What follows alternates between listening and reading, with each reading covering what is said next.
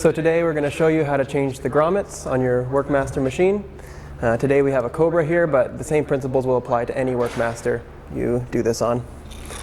So what you'll need is a small flathead screwdriver, and optionally some sort of lubricant can help if you're having difficulty.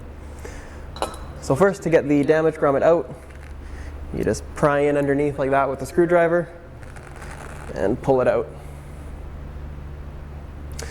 Then to replace it, if you'd like, you can spray a little bit of the lubricant on there. You can use WD-40, or in this case we're using Jigaloo. Set it back in place and just push in one edge at a time back into the slot. This can take a little bit of time, so just be patient.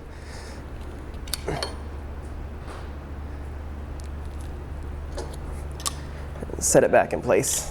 Make sure it's nice and flush, and you're good to go.